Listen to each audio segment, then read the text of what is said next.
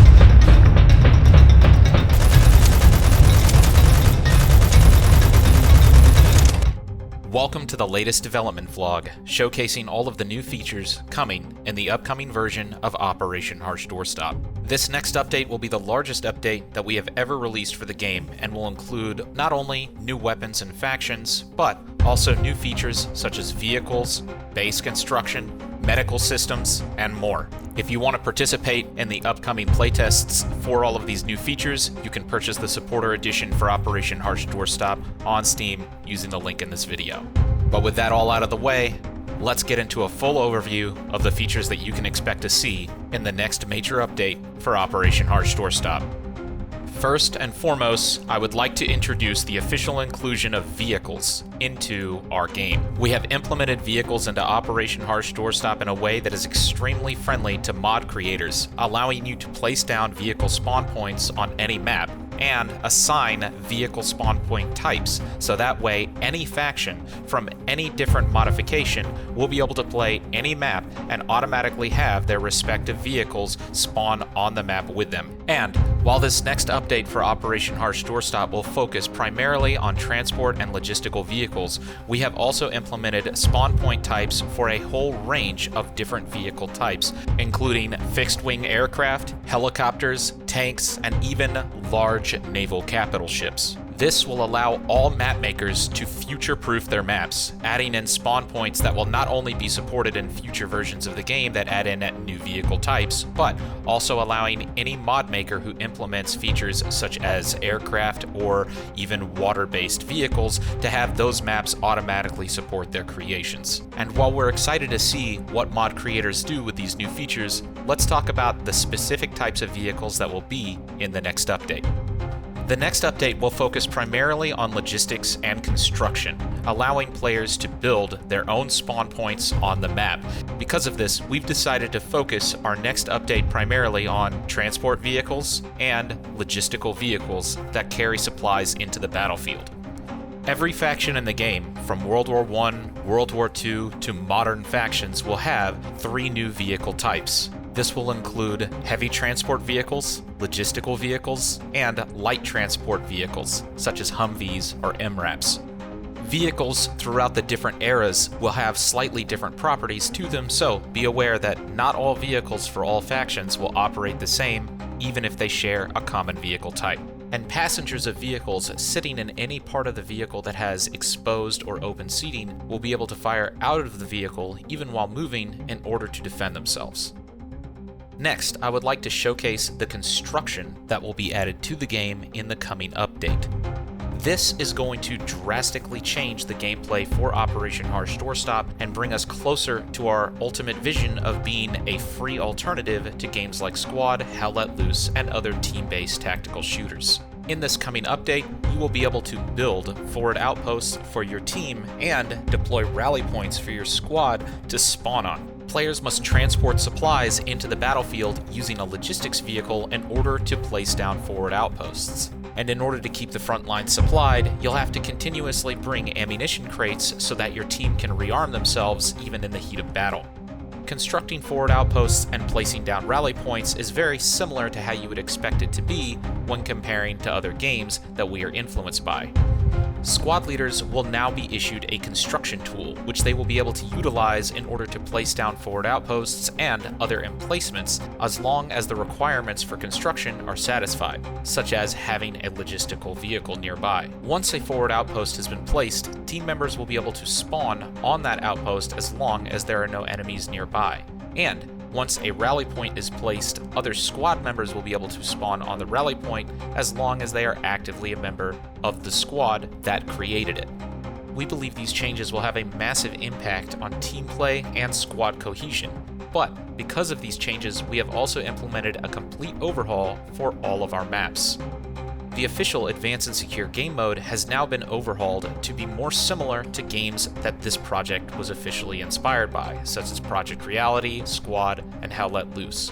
Both teams will now spawn at their respective bases, and depending on the map, most flags will be starting as neutral, and no flags other than main bases will allow players to spawn, forcing players to construct forward outposts and build spawn points for the team to maintain a presence on the battlefield. However, we understand that there are a number of players who also enjoy a more casual firefight experience with Operation Harsh Doorstop, without having to spend long periods of time getting into the fight. With this in mind, we have not only overhauled the complete Advanced and Secure game mode, but we have also overhauled the entire game mode and map system to make maps even more modification friendly. In the upcoming update for Operation Harsh Doorstop, you will now be able to have multiple game modes and multiple map layouts for every single map. And in order to showcase this new functionality, we have created a new game mode available to all players for free called Skirmish. Skirmish maps might appear like brand new standalone maps, but in fact, they are part of this new system, and they are smaller sections of the existing Advanced and Secure maps reconfigured for more quick and casual gameplay. In Skirmish, both teams spawn very close to the capturable flags, and there is no required order to capture flags, having an experience much more similar to something like Insurgency Sandstorm or even the Battlefield games. Map and mod creators can now utilize this new system to reconfigure any existing map and create new maps using either smaller portions of an existing map or create entirely new game modes, layouts, or any other modifications you could imagine without having to clone and copy the core map files. We highly recommend all map creators to learn this system and update your existing maps so that other map creators can potentially use your maps to refactor and create new game modes and new layouts in the same way. Next, I want to discuss the medical system that will be added in the next update for Operation Harsh Doorstop. Players will now be able to revive other players on the battlefield who have been wounded. We hope that this will increase the level of team play and squad cohesion in the game, and also give more players an incentive to play as the medic.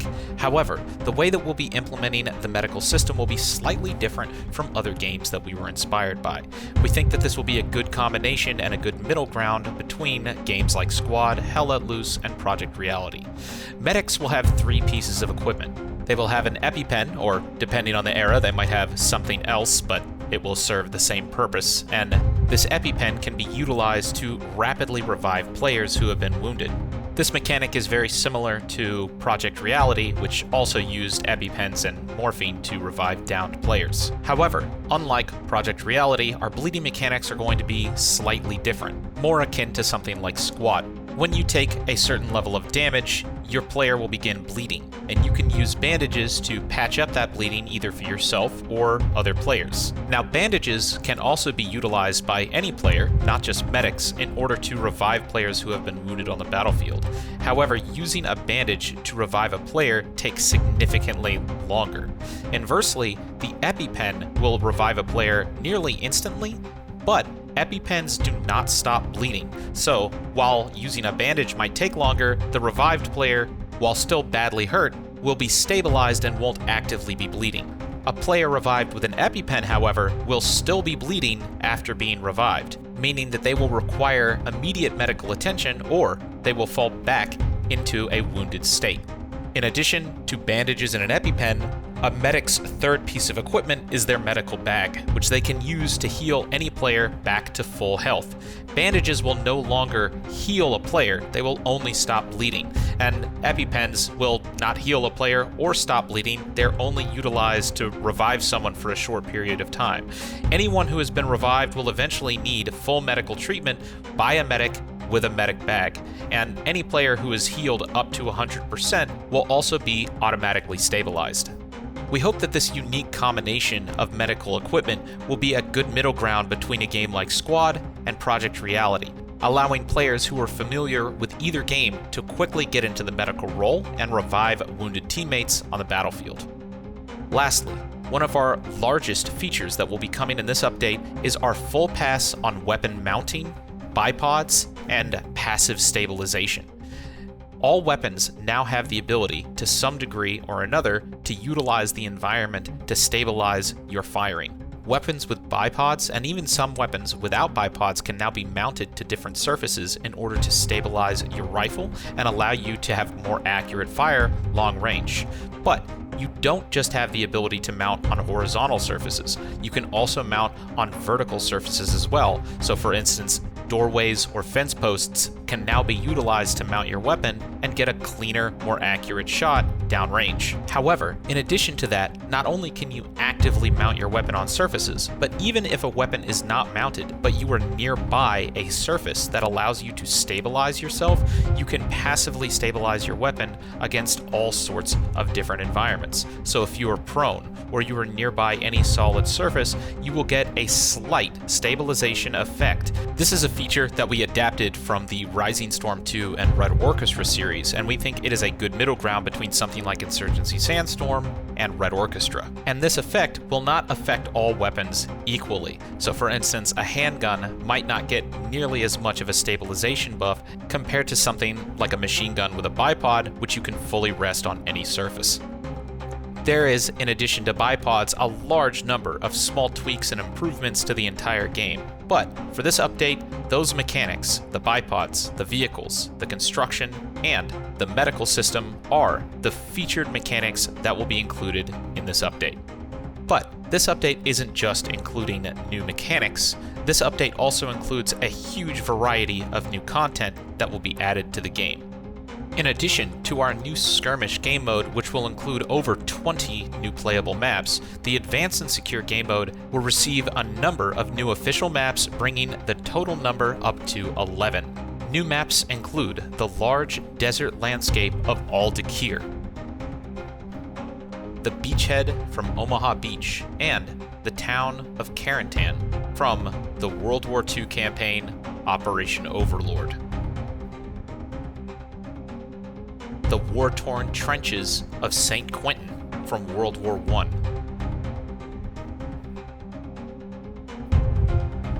And lastly, the large, sprawling landscape of Tan Binh set during the Vietnam War. All of these are full-scale maps with large, sprawling, multi-kilometer environments available for everyone to play for free after the launch of our upcoming update. However, in addition to new maps, we will also be adding new factions, such as the modern US Army and the Russian Marines.